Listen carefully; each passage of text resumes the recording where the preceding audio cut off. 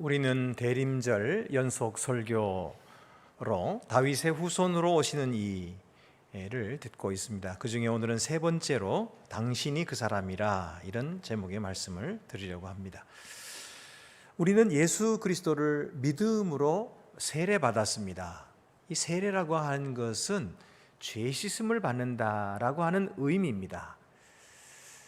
우리 다음 주에도 어린 아이들을 세례하는 유아 세례식이 있겠습니다마는 이 세례라고 하는 것을 통해서 우리의 죄 씻음을 받았어요. 그래서 우리는 하나님 앞에서 자녀가 된 거예요. 하나님의 자녀가 되었고, 세례받은 사람들은 다 죄 용서함을 받았습니다. 그래서 하나님 앞에 의로운 자라 칭함을 받았기 때문에 오늘도 하나님 앞에 나오신 거예요. 하나님은 우리의 기도를 들어주시고 응답해 주시고 우리의 예배를 기쁘게 받아주시는 것은 바로 우리의 죄를 씻어주셨기 때문입니다. 그래서 우리는 항상 하나님 앞에 나올 때마다 또다시 지은 죄를 회개하면 하나님께서는 또다시 우리를 정결하게 하시고 깨끗하게 하셔서 하나님의 자녀로 또 세워주시는 것이죠. 그런데 다윗은 회개하지 않았어요. 그는 강한 군대를 거느리고 정의롭게 나라를 다스리기도 했어요. 그리고 백성들에게 존경받는 왕이기도 했습니다마는 자신의 죄를 회개하지 않았습니다. 그는 자기가 저지른 죄를 하찮게 여겼습니다. 내가 좋은 일 많이 하는데 그까짓 것 좀 나쁜 일을 했다고 그래가지고 그게 대수인가? 그리고는 회개하지 않고 아무에게도 말도 하지 않았습니다. 비밀로 묻어두었던 거지요. 그러나 하나님은 그 속에 죄가 해결되지 않은 죄가 있음을 아셨습니다. 그래서 하나님이 어떻게 하십니까? 첫 번째로는 대면하십니다. 컨프런테이션, 그를 대면하시는 거죠. 그래서 나단을 보내십니다. 나단은 용기 있게 다윗 앞에 갑니다. 왕 앞에 가서 한 가지 사건을 이야기합니다. 어떤 마을에 두 사람이 살고 있었습니다. 한 사람은 양도 많고 소도 많고 아주 부자였습니다. 그런데 다른 한 사람은 아주 가난해가지고 자기에게 있는 것은 다른 것은 없고 그냥 어린 암양 새끼 한 마리뿐이었습니다. 그 어린 암양 새끼를 얼마나 예뻐했는지 그 새끼를, 그 암양을 자기 자식들과 함께 키우고, 그리고 자기가 먹을 때에 자기 음식을 그 양에게 주어가지고 먹이고, 또 자기가 마시는 잔을 가지고 양을 마셔주고 그랬어요. 그리고 양을 데리고 함께 자고, 그러니까 그 양은 자기에게 딸처럼 되어 있는 그런 양이었어요. 그런데 하루는 이 부자에게 손님이 찾아왔습니다. 행인이 찾아오니까 그 손님을 대접하겠다고 자기 양을 잡지 않고 이 가난한 자의 양을 빼앗아다가 잡아서 손님 대접을 했습니다. 이 얘기거든요. 이 이야기가 누구의 이야기일까요? 다윗의 이야기죠. 그러면 다윗이 그 말을 듣고 뭐 했어야 되죠? 회개했어야 되죠. 그런데 회개를 했나요? 안 했습니다. 다윗이 그 말을 듣고 오히려 회개하기는커녕 화를 냈습니다. 5절 6절 말씀 보면 다윗이 그 사람으로 말미암아 노하여 나단에게 이르되 여호와의 살아계심을 두고 맹세하노니 이 일을 행한 그 사람은 마땅히 죽을 자라. 그가 불쌍히 여기지 아니하고 이런 일을 행하였으니 그 양새끼를 4배나 갚아주어야 하리라. 그러면서 화를 낸 거예요. 왜 화를 냈을까요? 회개해야 될 사람은 자기 자신인데 왜 화를 냈을까요? 다윗이 남의 잘못을 심판할 만큼 의롭기 때문이었을까요? 물론 다윗은 왕이었으니까 그때 당시에 재판관이죠. 최고의 재판관이죠. 재판할 수 있습니다. 하지만 우리는 알고 있습니다. 다윗이 의롭지 못하다는 사실. 다윗이 범죄했다는 사실.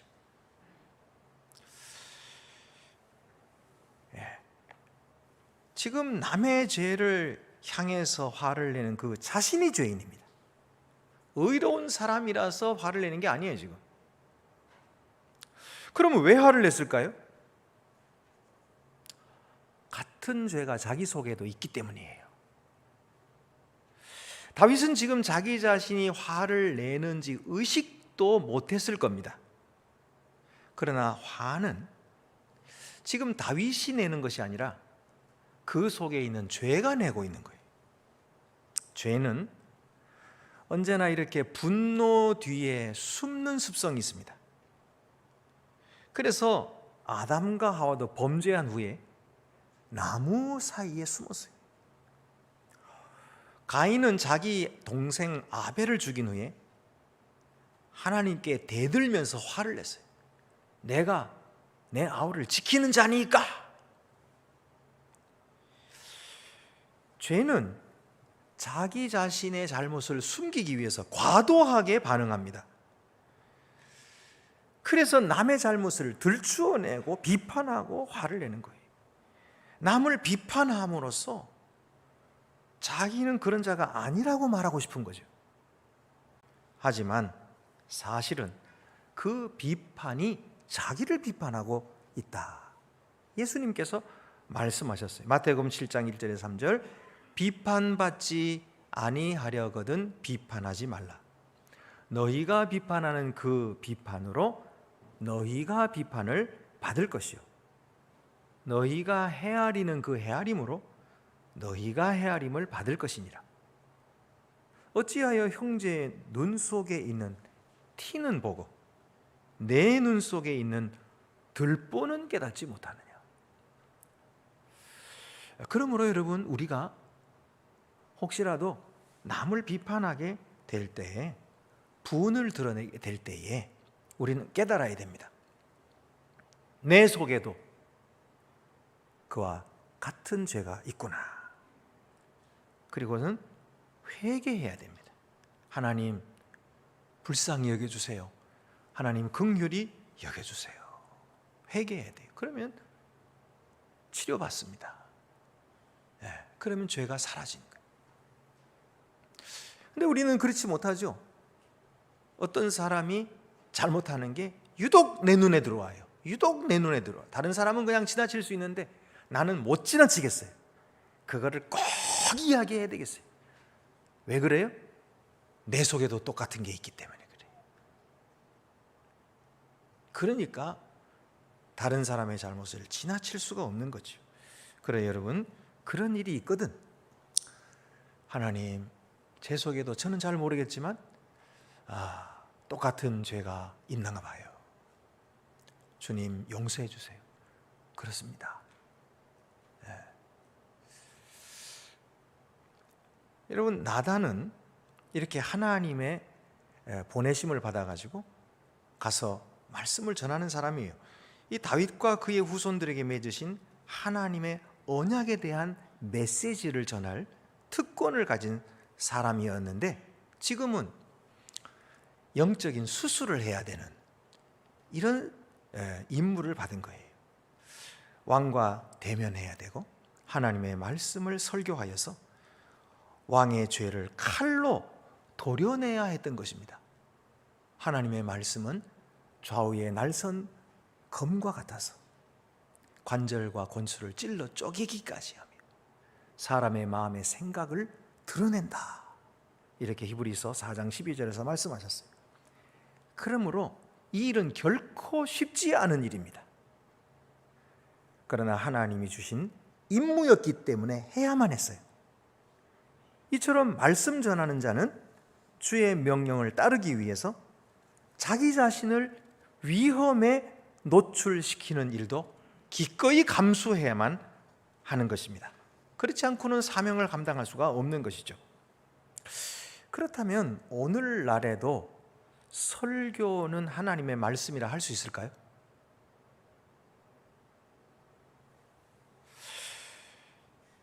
설교는 사람이 하는 말인데 그것을 어떻게 하나님의 말씀이라고 할 수 있습니까?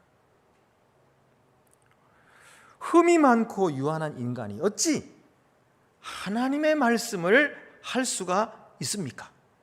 할 수 없습니다. 그래서 유명한 신학자 바르트는 이렇게 말했습니다. 목사로서 우리는 하나님에 대해서 말해야 하지만 인간인 우리는 하나님에 대해서 말할 수 없다. 이것은 피할 수 없는 목사의 처지다. 우리는 하나님에 대해서 말해야 하는 책임과 하나님에 대해서 말할 능력이 없다는 것을 인정해야 한다. 그렇게 말했습니다. 그런데 이 설교라고 하는 것이 아주 중차대한 일이 아닙니까? 설교는 중차대한 일이에요. 그가 이렇게 말했습니다. 설교란 그리스도 안에서 인간을 찾아오시고 우리와 함께 하시는 바로 그 하나님을 만나게 하는 것이다. 하나님을 만나게 하는 일이니까 얼마나 중요한 일입니까? 그러나 인간이 하나님의 말씀을 전할 수가 없으니 설교하지 말아야 할까요? 아닙니다. 이것을 가능하게 하신 분이 하나님이시고 그는 은혜로우시기 때문에 이 일을 가능하게 하셨다는 거예요. 그래서 그는 이렇게 계속 말합니다. 인간이 설교를 한다는 것이 불가능한 일이기는 하지만 하나님이 자신을 은혜로우신 분으로 드러내시고 말씀하셨다는 사실 때문에 설교가 가능하다. 또 이렇게 말합니다. 우리는 설교할 수 없습니다. 우리의 설교가 하나님의 말씀이 되는 것은 우리가 설교학을 숙달했기 때문이 아니라 죄인을 의롭게 하시는 하나님의 은혜 때문입니다. 그래서 설교가 가능하다는 것입니다.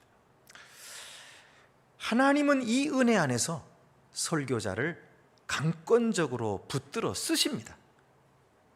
그래서 설교자는 설교할 때마다 자신의 무능을 고백해야 하고 하나님의 은혜만 의지해야 합니다. 그때에 말씀이 말씀됩니다. 여러분 지금 그거 목사님에 대해 말씀하시네요 이렇게 생각하실 분이 계시겠지만 아니에요. 여러분이 지금은 목사에게 설교를 듣고 있지만 여기서 나가시면 세상 사람들 앞에서 여러분이 설교자십니다. 세상 사람들은 목사를 만나지 않습니다. 여러분을 만나죠. 그래서 여러분에게서 하나님의 말씀을 듣는 것입니다. 여러분이 설교자십니다. 하나님이 이 일을 계획하시고 하나님이 여러분에게 이 일을 이루어 주시고 계시는 것입니다. 하나님이 여러분을 설교자로 보내셨습니다. 그러므로 여러분 순종하십시오. 복종하십시오. 그리고 이처럼 자신의 무능을 고백하시고 하나님의 은혜에만 의지하셔서 설교하십시오. 그러면 말씀 전하는 자의 특권과 기쁨을 누리시게 될 것입니다. 사도 바울도 말씀 전할 때마다 많은 반대에 부딪혔고 많은 핍박을 받았습니다. 그러나 그는 이렇게 말합니다. 갈라디아서 1장 10절에서 이제 내가 사람들에게 좋게 하랴 하나님께 좋게 하랴 사람들에게 기쁨을 구하랴 내가 지금까지 사람들의 기쁨을 구하였다면 그리스도의 종이 아니니라. 사람들이 좋아하는 말을 하고 사람들에게 아부할 것 같으면 나는 그리스도의 종이 아니라는 거예요. 내가 사람들을 기쁘게 하는 말을 해야 되겠느냐 하나님을 기쁘시게 해드리는 말을 해야 되겠느냐 너희가 판단하라는 거예요. 하나님을 기쁘시게 하는 말을 하면 사람들은 상처받습니다. 사람들은 기분 나빠해요. 왜? 자꾸만 찌르니까 편치 않게 하니까. 그러나 그리스도의 종이라면 하나님이 기쁘신 말을 해야 되는 거예요. 그래서 그는 데살로니가전서 2장 13절에서 이렇게 말합니다. 이러므로 우리가 하나님께 끊임없이 감사함은 너희가 우리에게 들은 바 하나님의 말씀을 받을 때에 사람의 말로 받지 아니하고 하나님의 말씀으로 받음이니 진실로 그러하도다. 이 말씀이 또한 너희 믿는 자 가운데서 역사하느니라. 여러분, 분명히 사람이 말하고 있습니다마는 그것이 하나님의 말씀으로 들려지는 것은 왜일까요? 그는 하나님께서 그 사람에게 믿음을 주셨기 때문이에요. 믿음이 아니고서는 결코 하나님의 말씀으로 들을 수가 없는 거예요. 그러나 하나님이 주시는 믿음을 바꿔서 마음을 열고 오늘 저 목사라는 사람의 말을 통해서 하나님이 나에게 들려주시는 말씀 무엇일까 하고 믿음으로 마음을 열고 들으면 하나님은 반드시 듣게 하시는 것이, 하나님의 음성을 듣게 하시는 것이죠. 그래서 회개하게 하시고, 그래서 힘을 얻게 하시고, 그래서 위로함을 얻게 하시는 거죠. 그래서 하나님의 자녀인 것을 확신하게 하시고, 하나님이 나와 함께 계시는 이 확신 가운데 용기 있게 살아가게 하시는 거죠. 이게 다 하나님의 말씀이 역사하시는 거죠. 그것은 오직 믿는 자 가운데서 역사하신다. 여러분이 오늘 설교를 사람의 말로 받지 아니하고 하나님의 말씀으로 받는 것처럼 세상 사람들도 여러분의 말을 사람의 말로 받지 않고 하나님의 말씀으로 받게 될 것입니다. 두 번째는 나단의 편결입니다. 나단의 말을 듣고서는 화를 내고 그 사람 4배를 갚아야 돼. 그리고 비판했던 바로 다윗에게 나단이 말합니다. 당신이 그 사람이라.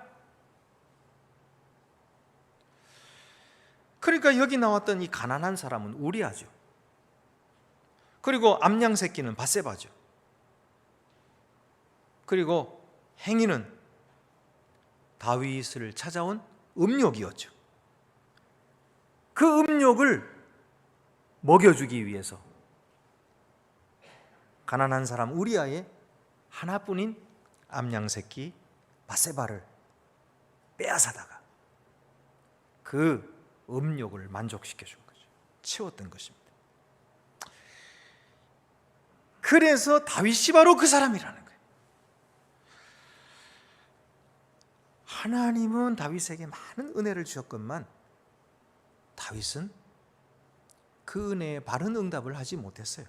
하나님은 다윗을 사울의 손에서 구원해 주시고 이스라엘 왕으로 기름 부으시고 자기 백성을 그에게 부탁하셨습니다. 자기 주인의 집을 그에게 주고 아내를 그에게 주고 부족한 것이 있었으면 더 주셨을 것입니다. 그런데 다윗은 이런 은혜를 받고서도 하나님을 우습게 여기고 명령을 어겼습니다. 여기 업신여겼다, 하나님을 업신여겼다, 말씀을 업신여겼다, 이런 말씀이 2번이나 반복되는데 9절과 10절 2번이나 반복되고 있어요. 자, 그런데 하나님이 왜 이렇게 다윗을 힘들게 하셨을까요? 나단을 보내가지고 마음이 편치 않게 이런 말씀을 주신 이유가 뭘까요? 다윗을 망하게 하시려고? 다윗을 미워하셔서? 다윗을 죽이시려고? 아니에요. 반대로 다윗을 사랑하셨기 때문에 그래요. 다윗을 위하셔서 그래요. 그래서 나단 선지자를 보내신 것입니다. 죄를 고백하게 하시려고 그러는 거예요. 하나님은 사람이 죄가 있으면 그 마음이 얼마나 괴로운지를 아세요. 그 마음이 얼마나 딱딱하게 굳어지는지, 그리고 그 얼굴은 얼마나 굳어지는지, 그리고 그 인생은 얼마나 썩게 되는지 잘 아시는 것입니다. 그 죄로 말미암아 사람에게 두려움이 오고 속박이 옵니다. 자유롭지 않아요. 언제나 그 죄에 매여서 살 수밖에 없어요. 언제나 거기에 매여가지고 자유롭게 날아가지 못하는 거예요. 정말 자유롭게 하나님 일을 할 수 있어야 되는데 그걸 못하는 거예요.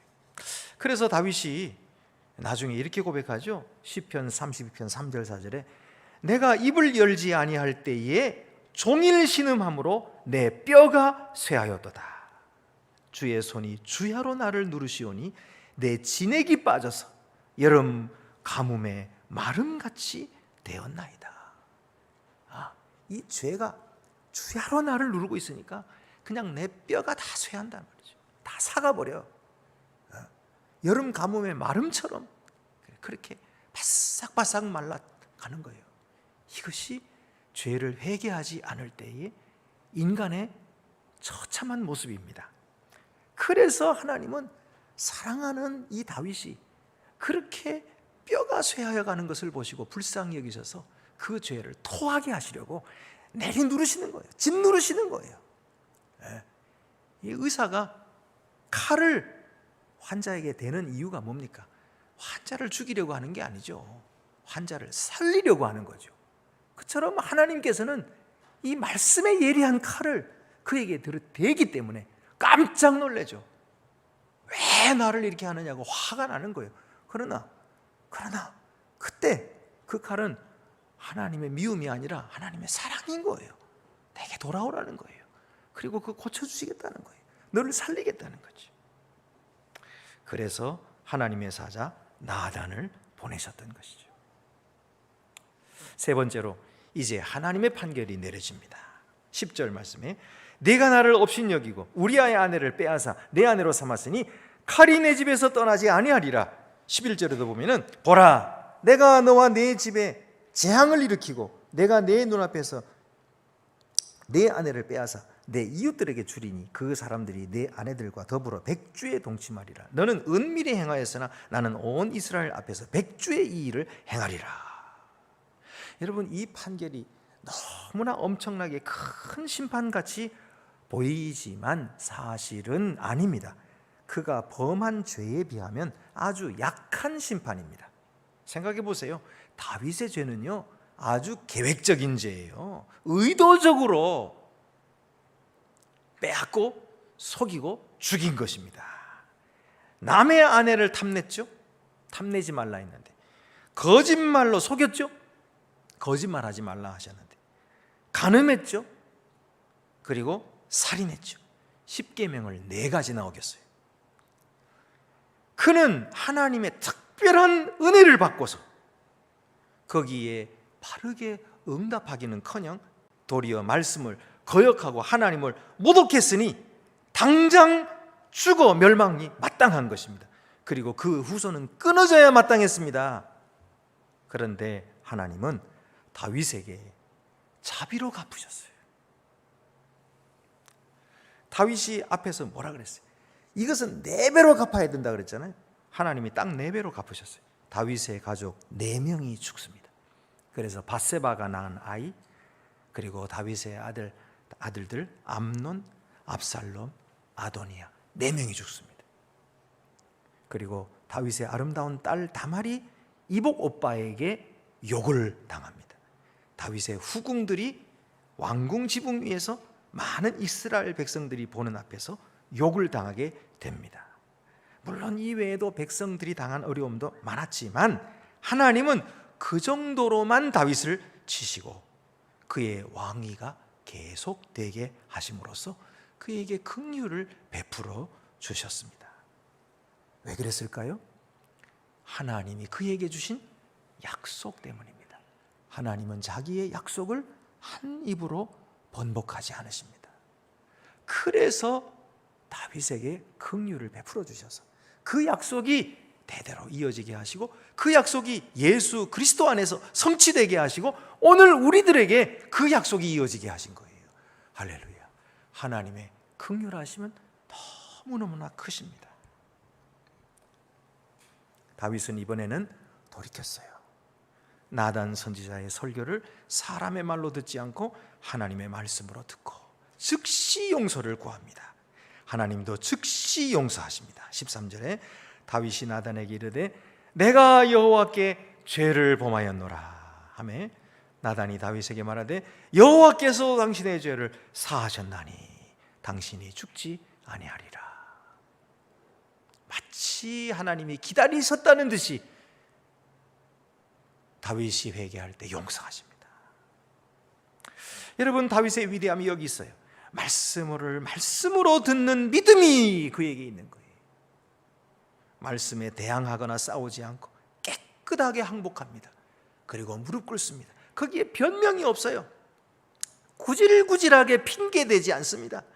내가 누구 때문에 이렇게 됐다, 내가 원래는 안 그런 사람인데 어쩌다 실수했다. 아니에요.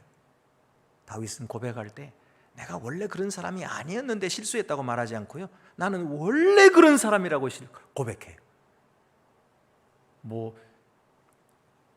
모친이 죄 중에 나를 잉태하였나이다. 그 말이 모친이 죄 중에 나를 잉태하였나. 그 말은 모친이 잘못했다 말이 아니고 내가 태어날 때부터 죄인이다 이 말이에요. 그래서 내가 생각하는 게 죄고, 내가 말하는 게 죄고, 내가 행동하는 게 모조리 죄입니다. 하나님 불쌍히 여겨주세요. 이렇게 회개했어요. 이게 진짜 회개입니다. 나는 원래 안 그런 사람인데, 난 착한 사람인데 어쩌다가 실수했어요. 하나님이 용서해 주세요. 그게 아니에요. 그건 아직 뭘 모르는 거예요. 본질적으로 죄인입니다. 저는 완전히 타락했습니다. 변질됐습니다. 상한 우유처럼 어떻게 다시 끓여도 소용도 없고요. 이거는 쓸 수가 없어요. 이런 쓸 수 없는 자를 주여 어찌할까요? 거주세요. 그럴 때에 주님의 창조의 능력이 우리를 새롭게 하시는 거예요. 거듭나게 하시는 거예요. 하늘의 생명으로 우리를 다시 태어나게 하시는 거예요. 이것이 주의 은혜인 거예요. 이것이 하나님의 주권적인 역사인 것입니다. 그 역사로 우리가 구원받았어요. 그 역사로 우리가 죄사함 받았어요. 얼마나 귀한 것인지 몰라요. 여러분, 우리가 용서받은 것은 다윗이 용서받은 것보다 더 큰 은혜로 용서받은 것입니다. 바로 우리 죄를 위하여 우리를 죄에서 구원하려 오신 만왕의 왕 예수 그리스도의 은혜입니다. 예수님이 태어나셨을 때에 아기 예수를 어머니 아버지 요셉과 마리아가 안고 성전으로 들어올 때에 성전에 있었던 경건한 시므온이 있었어요. 그가 그 아이를 보고 오, 메시아를 내가 만났구나. 그리고서는 성령께서 그에게 알게 해주심으로 그 아기가 메시아인 줄 알고서는 안고 너무너무 기뻐하는 거예요. 그때에 그가 이런 말을 합니다. 누가복음 2장 35절에 마리아를 보고 하는 말이 칼이 내 마음을 찌르듯 하리니 이는 여러 사람의 마음의 생각을 드러내려 함이니라. 칼이 내 마음을 찌르듯 하리니 이는 여러 사람의 마음의 생각을 드러내려 함이니라. 이것이 바로 예수 그리스도의 죄를 들추시는 사역이 말씀의 사역인 것입니다. 이 말씀의 사역으로 말미암아 좌우의 날선검과 같이 마음의 생각을 드러내게 될 것이다. 그래서 찌르게 될 것이다. 고통스럽게 될 것이다 하는 거예요. 그러면 예수님이 이 사역으로 사람을 다 멸망시키려고 하시는 것입니까? 아니죠. 예수님은 이 사역으로 말미암아 사람을 구원하시려고 오신 거예요. 그래서 예수님은 십자가에 못 박혀 죽으실 때 좌우측의 강도가, 한 강도가 말했잖아요. 네가 하나님의 아들이라고? 그러면 뛰어내려봐. 그리고 우리도 살려봐. 그러면서 조롱했어요. 그러나 그 옆에 있던 강도가 야 이놈아, 너와 나는 죄를 저질러서 마땅히 이렇게 죽어야 하지만 이분은 죄가 없으신 분이잖아. 네가 그렇게 말하면 돼. 그러면서 그는 예수님께 기도했어요. 주여 당신의 나라에 임하실 때에 나를 기억하소서. 회개한 거예요. 그러자 예수님은 그의 회개를 들으시고 즉시로 말씀하셨습니다. 내가 오늘 나와 함께 낙원에 있으리라. 그는 구원받았어요. 죄 용서함 받았어요. 이 일을 위해서 예수님께서 오신 것입니다. 여러분, 예수님을 바로 옆에서 보고 예수님과 대화까지 했던 다른 강도는 주님을 받아들이지 않았어요. 그러므로 구원의 기회를 놓치고 말았던 것입니다. 영영 놓치고 말았던 것입니다. 여러분, 오늘 성령께서 우리의 마음 가운데 오셨어요. 그리고 우리를 감동시켜 주셨어요. 그리고 말씀을 듣게 하셨습니다. 깨닫게 하셨습니다. 주의 말씀이 깨달아지게 하셨습니다. 이것이 얼마나 큰 은혜입니까? 얼마나 큰 사랑입니까? 오늘 기회를 놓치지 말고 하나님 앞에 회개합시다. 성령께서 감동시켜 주실 때 그것을 묵살하는 자는 영영 기회가 없다고 말씀하셨어요. 성령을 멸시하는 자에게는 다시 회개케 할 수 없다고 히브리서에서 말씀하셨어요. 그러므로 여러분, 성령께서 우리의 죄를 생각나게 하셨을 때는 순종하십시오. 회개하십시오. 토해버리십시오. 그러면 낫습니다. 그러면 사합니다. 그러면 자유가 주어집니다. 그러면 평화가 옵니다. 하늘의 기쁨이 충만해집니다. 사람이 달라집니다. 능력이 생깁니다. 그를 통하여 많은 영혼이 구원받게 될 것입니다. 그와 같은 새로운 삶을 살게 될 것입니다. 이것이 하나님이 우리에게 정하신 계획이에요.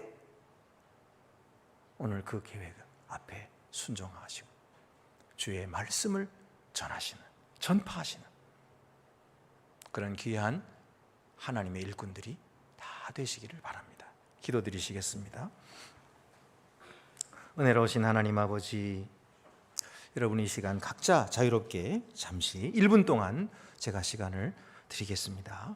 말씀을 기억하시면서 하나님 앞에 회개하는 시간, 겸손히 회개하고 하나님의 성령의 감동에 순종하는 그런 기회를 주님께 드리시고 여러분 입술로 고백하게 되시기를 바랍니다. 다 같이 통성으로 기도드리시겠습니다. 은혜로우신 아버지 하나님, 저희들을 불쌍히 여겨주시고 오늘도 주 앞에 불러주심을 감사합니다. 생명의 말씀 우리에게 들릴 때에 언제나 주님 앞에 고백하게 하시고 다시 살게 하시고 하나님의 그 은혜에 순종하고 따르고 복종하는 저희들 되게 해주시옵소서. 하나님을 회개하고 거듭나게 도와주시고 하나님의 큰 역사를 경험하는 저희들 되게 하여 주옵소서. 오직 주 예수 그리스도 진리를 새 사람으로 살아갈 수 있도록 하나님 저희들 역사해 주시기를 간절합니다. 부족한 저희들을 불쌍히 여기시고 은혜를 내려주셔서 주님의 손길을 이끌어 주시고 붙들어 주시옵소서.